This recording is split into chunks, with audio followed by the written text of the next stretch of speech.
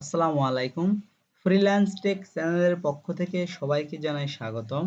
আশা করি সবাই ভালো আছেন। তো আমি আপনাদের সাথে আজকে খুবই গুরুত্বপূর্ণ একটা বিষয় শেয়ার করব। সেটা হচ্ছে Google merchant centre suspension logo issue নিয়ে।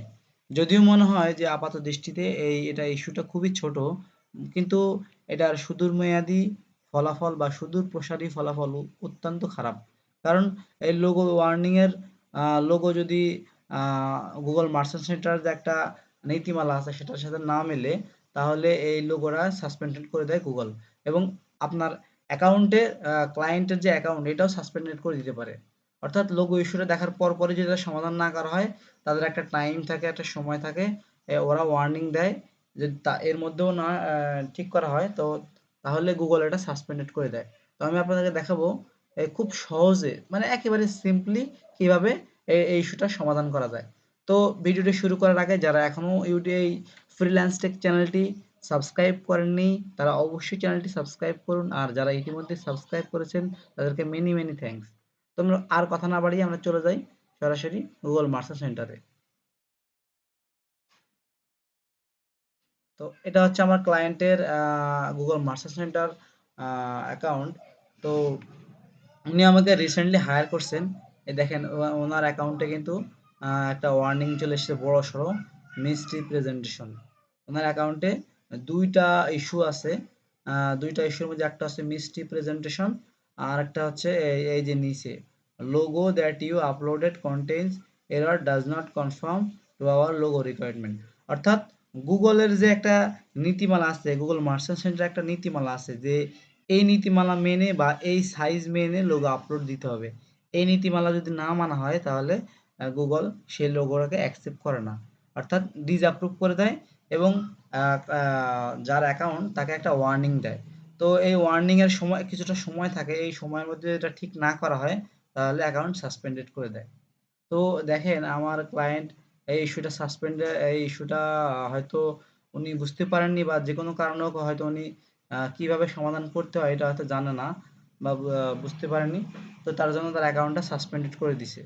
তো আমরা এখন দেখব, আচ্ছা এখানে মিষ্টি প্রেজেন্টেশন, এই সমাধানটা আমরা পরবর্তী ভিডিওতে দেখব যে কিভাবে এই অ্যাকাউন্ট, মানে Google merchant centre account suspended সমাধান করতে হয়। এটা আমরা পরবর্তী ভিডিওতে দেখব। আজকে ভিডিওতে আমরা দেখব যে এই যে নিচে যে ইস্যুটা, লোগো ইস্যুটা, এটা কিভাবে সমাধান করতে হয়। তো এর জন্য আমরা চলে যাব এই যে টুলস অ্যান্ড সেটিং। এখানে এখান থেকে আমরা যাব হচ্ছে বিজনেস ইনফরমেশন। এই যে এখানে, তো এখানে ক্লিক করার পরে ব্র্যান্ডিং। আমি আবারও বলছি, আমরা যাব সেটিং অপশন থেকে টুলস অ্যান্ড সেটিং, এখান থেকে আমরা যাব বিজনেস ইনফরমেশন, সেখান থেকে ব্র্যান্ডিং। ব্র্যান্ডিং আসার পরে এই যে লোগোস ফর শপিং অ্যাডস, আমরা এখানে ক্লিক করব। এইখানে ক্লিক করার পর আমরা যদি নিচে আসি, তাহলে এই দেখেন এখানে ইস্যুটা বলে দিছে রিজেক্টেড, অর্থাৎ গুগল এটা একটা স্কোয়ার লোগো, এটা আমার ক্লায়েন্ট এটা দিয়ে আপলোড করেছিল, কিন্তু গুগলের নীতিমালার সাথে এটা মিলেনি, ফলে গুগল এটা রিজেক্ট করে দিছে।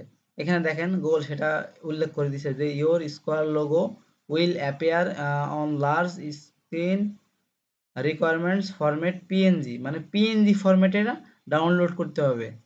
ঠিক আছে, পিএনজি এসভিজি ডাব্লিউইবিপি, এই ফরম্যাটে এটা ডাউনলোড করতে হবে। এবং ম্যাক্স সাইজ 5 MB, অর্থাৎ সর্বোচ্চ সাইজ 5 MB।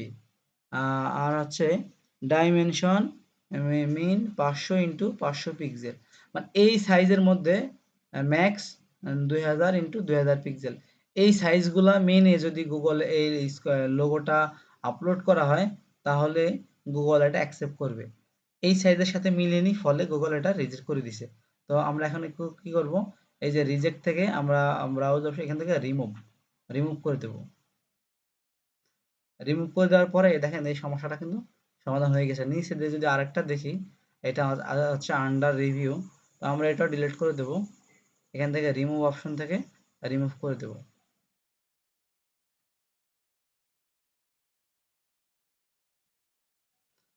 তো দেখুন, আমরা খুব সিম্পলি, খুব সহজে এই লোগো সমস্যাটা সমাধান করে ফেলেছি। আশা করি আমাদের সামনে এই ইস্যুটা আর আমাদের শো করবে না। এখন যদি আমরা ব্যাকে যাই, ব্যাকে গিয়ে দেখি, দেখেন দেখতে পাচ্ছেন এখানে অ্যাকাউন্ট ইস্যু 1, একটু আগে আপনারা দেখছেন এখানে 2 অ্যাকাউন্ট ইস্যুতে 2 ছিল, মানে 2টা ইস্যু ছিল, এখন কিন্তু একটা ইস্যু শো করছে, সেটা হচ্ছে মিস রিপ্রেজেন্টেশন। অর্থাৎ আমার ক্লায়েন্টের, আমি যতটুকু মোটামুটি এখন পর্যন্ত শিওর হয়েছি, ক্লায়েন্টের শিপিং পলিসিতে সমস্যা আছে।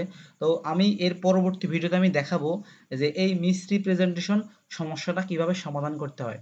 তো মূল বিষয় হচ্ছে আপনারা যারা গুগল মার্চেন্ট সেন্টার নিয়ে কাজ করেন, অর্থাৎ গুগল শপিং অ্যাডস বা গুগল অ্যাডস নিয়ে কাজ করেন, তো গুগল শপিং অ্যাডস এর জন্য যারা কাজ করেন তাদের জন্য গুগল মার্চেন্ট সেন্টারের কাজ জানা অবশ্যই বাধ্যতামূলক। তো আপনারা যখন ফাইবারে কাজ করবেন, তো অনেক, মানে প্রায় এই ধরনের সমস্যাগুলো নিয়ে ক্লায়েন্ট আপনাদেরকে হায়ার করবে মিস রিপ্রেজেন্টেশন সমস্যার জন্য।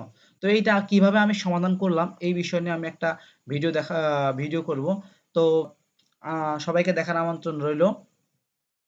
আশা করি সবাই ভালো থাকবেন, সুস্থ থাকবেন। আর যারা এখনো চ্যানেলটি সাবস্ক্রাইব করেননি তারা অবশ্যই চ্যানেলটি সাবস্ক্রাইব করুন, যাতে পরবর্তী ভিডিওর আপডেট আপনি অবশ্যই পেয়ে যান। সবাইকে ধন্যবাদ।